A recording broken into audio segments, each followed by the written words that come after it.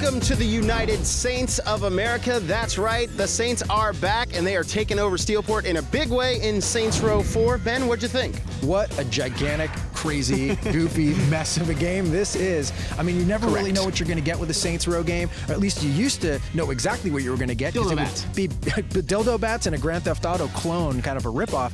This game, it doesn't just rip off Grand Theft Auto. It touches on The Matrix. It touches on Crackdown, Mass Effect, Prototype, Independence Day, Superman. Basically, name a sci-fi thing, and it's Tron. pretty much Tron, Tron's there's tanks in in here. there. They touch on every single sci-fi thing that you love.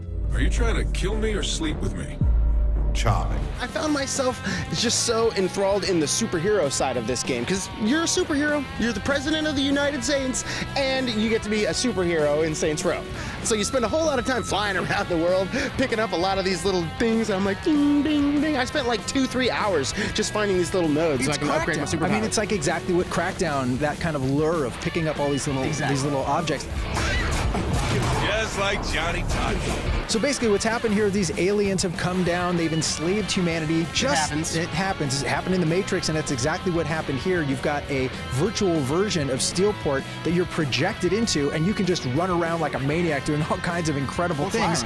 And then eventually, you kind of zap out of that world, and you have to deal with things in the real world as well. I mean, it's literally exactly the same idea as The Matrix, but they throw in bits of Mass Effect here. There's bits of Grand Theft Auto, and I think that's what's so impressive about this game is that Saints Row started off as really little more than a Grand Theft Auto parody, and they've really just said, you know, screw that. It is fully developed sandbox-style video gaming. I mean, they're like, let's take a piece of this game, take a piece of this, let's just throw them all in the sandbox, we'll mix it up in a blender. Will it blend? Yes, it blends, and then it makes this crazy game that you get to experience. You're right over the...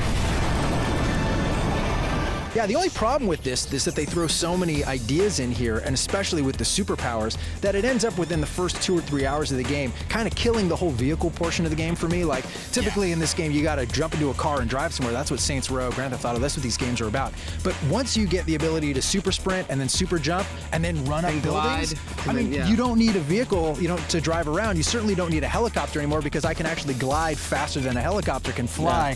See, it ends up sort of killing its own game in a way. This game feels like one giant cheat mode. You can really feel and sense how much fun Volition had just making this game. It's so funny and smart, even though it's also so big and dumb. It's a little bit like you, my friend. Funny, smart, big and dumb. Wait a minute, that's not right. It's mostly nice. It is. Mostly For nice. the most part. Yeah, I'll take it. You're kind of the Saints Row 4. That's a semi-compliment. You're the Saints Row 4 of Reviews on the Run. I'm your number one fan!